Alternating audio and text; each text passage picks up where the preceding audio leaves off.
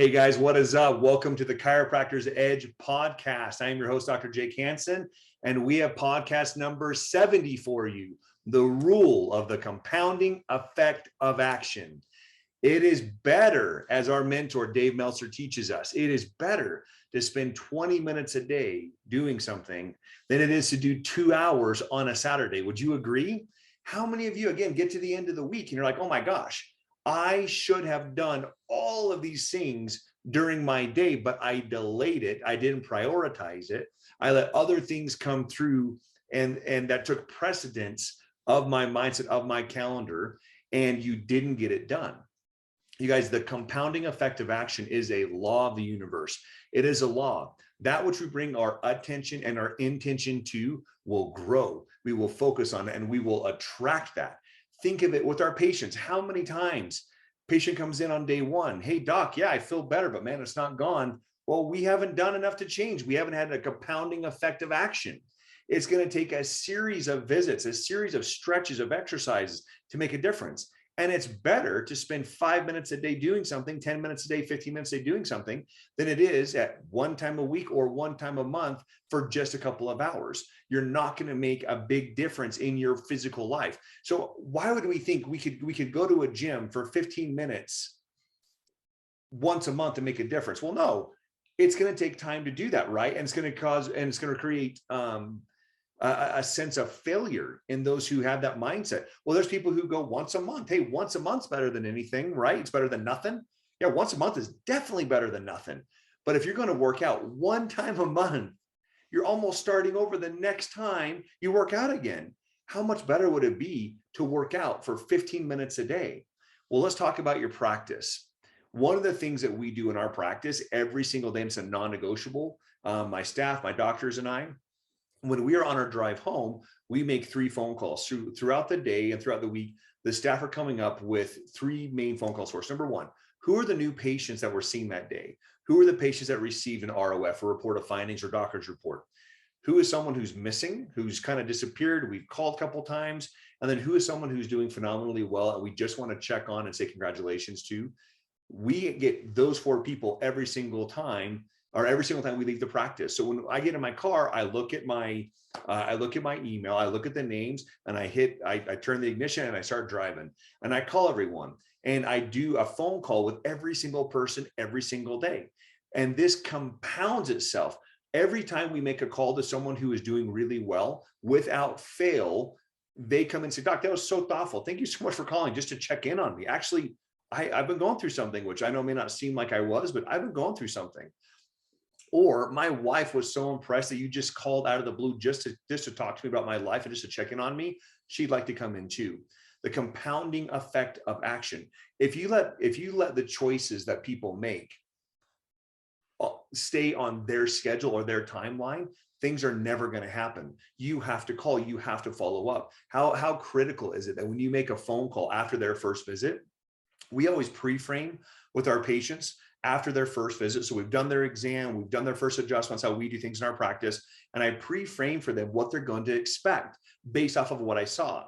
And I'll say, hey, for example, 80% of patients just like you have your spine who have, and I'll use their exact words they've used with me. So always use their words. The compounding effect of action using people's words is super important. Whenever we use their words, it takes them back to the moment where they felt that feeling. So we always talk, people who have this sharp stabbing feeling like today, more likely than not, because the problem is still there, you may have some relief, you may have a little more range of motion, you might sleep a little bit better, but about 20% of the time, you're definitely going to feel some soreness or something or whatever the case may be.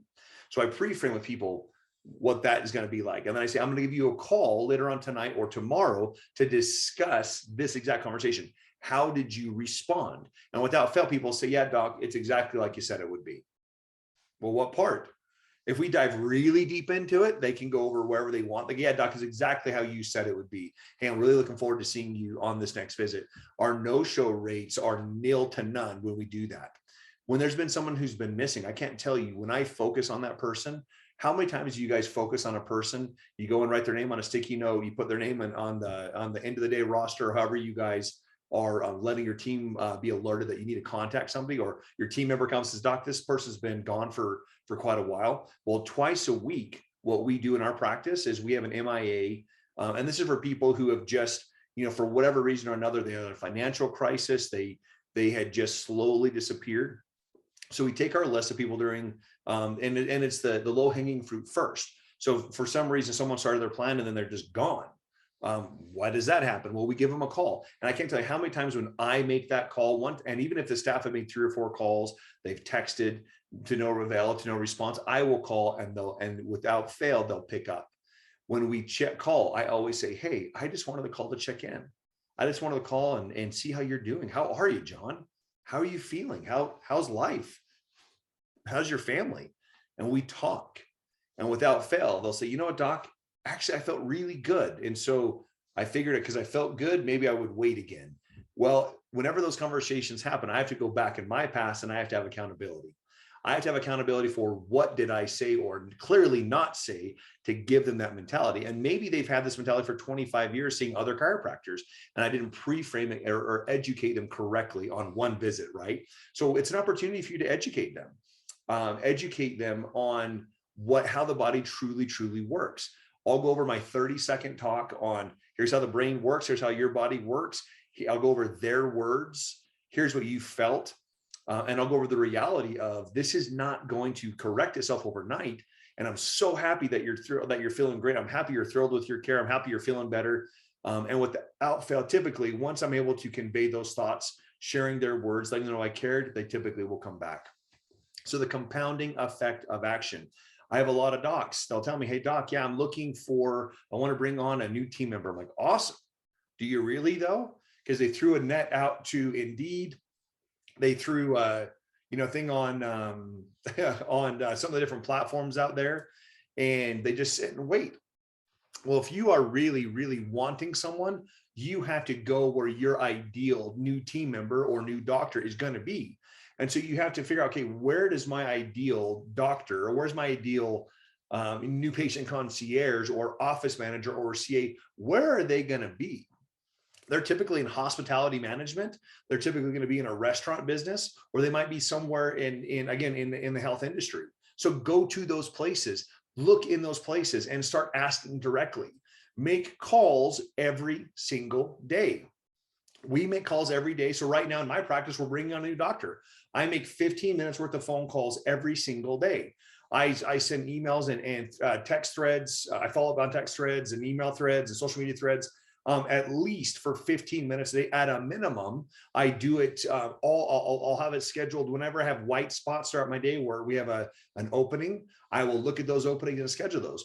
The compounding effect of action is what makes you physically stronger. The compounding effect of action is what makes your mind mentally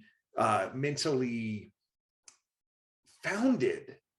That's what helps you achieve what most people don't, because most people will spend 2 or 3 hours on a Saturday figuring out, gosh, this is really hard. I'm not getting anywhere. Or if you had just spent 15 minutes a day, 5 minutes a day doing something, you would then have the compounding effect of results. So look at the things in your practice, you guys. What are the things that you really want in your practice? What are the things that you hear consistently from your team that is not happening? What are the things that you are not delivering for them? What are the things that they're frustrated with or they're excited about?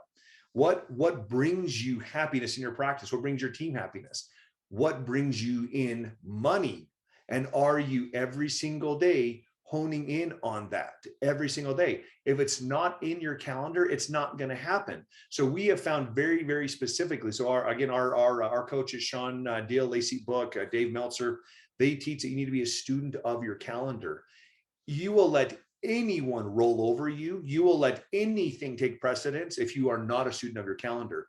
You have to prioritize the things in your day, and you have to set boundaries.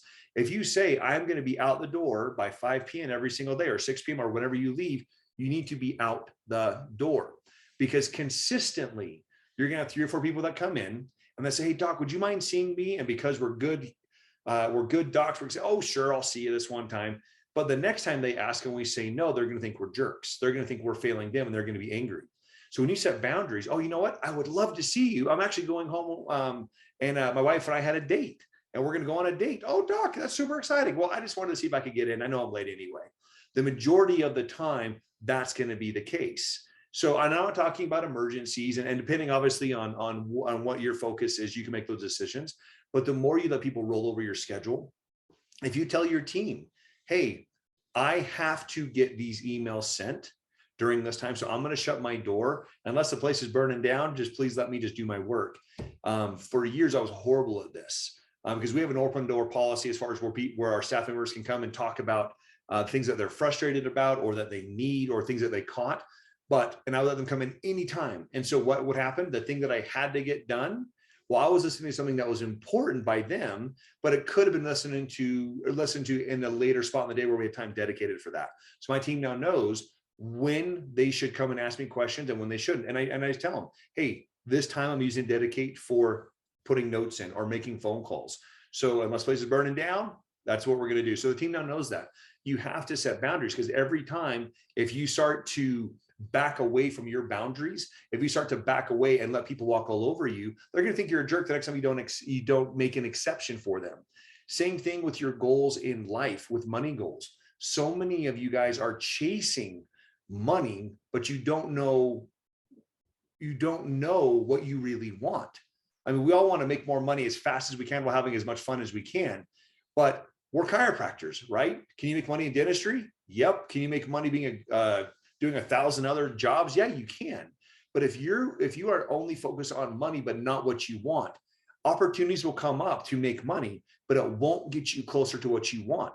If your number one cash cow, if your number one cash flow is your practice, and you start doing other things that are going to diminish from that, unless it's getting you closer to what you want, it is going to affect your cash flow. So opportunities to set boundaries on what you really want is so critical. And again, when you have set a schedule, when you have set a calendar of what needs to happen, well, if an opportunity comes up that's going to get you exactly what you want, it's a dream, it's an opportunity, you'll recognize it because you've set the proper boundaries. And when you're doing these things every single day, you have them set up in your day. And every once in a while, when you get a reschedule or a cancellation, you can then know exactly with what you want to fill it with. If it's a specific phone call, if it's getting a system or a procedure down, if it's interviewing a new team member or potential team member, you will know what it is when you have defined what you truly want. And you are honing your craft and you're honing in your skill set towards being a student of your calendar every single day. You guys, focus on the compounding effect of action. Look at the things you do every single day that will make you better, that will make you more disciplined. It will help you become laser focused. It will allow you to see where you really stand. Are you closer towards your goal or farther away? It will allow you to achieve the things you want to achieve. And more importantly, it'll allow you to know who is critical. We've said it many times here that ROR eats ROI for breakfast any day of the week. Return on relationships destroys and eats return on investments any day. Because running by myself, I can only go as fast as I can. But when I'm paired to someone else who's already at a destination I want to go to, or is matched at the same vibration that I am, the same energy, the same mindset, you're going to get there faster in a car together or in a jet. So look at ways that you can leverage your time by being a student of your calendar.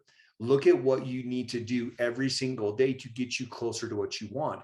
If you're looking for a staff member and you just throw a net out there on Indeed or on whatever platform you're going to use, Monster, whatever it is, Facebook, if that's all you're doing, well, we want things working for us when we're not working. But I promise you, when you are boots to the ground, your team has been made aware of this. Your team are now looking. You've now grown exponentially in your search. Everyone is now making phone calls. Everyone is now searching for that right person. When you are at a restaurant and you see this dynamic waiter or waitress, I am always going to ask them, hey, what do you want to do in life? Oh, I'm happy doing what I do now. Unless they say, oh, I'm going to go be a physicist or whatever they want to be. If I can see they have the right mindset, if I see the right personality, I'm going to offer them a job, because those are where the energetic people and the good energies are. Look at what you need to do every day.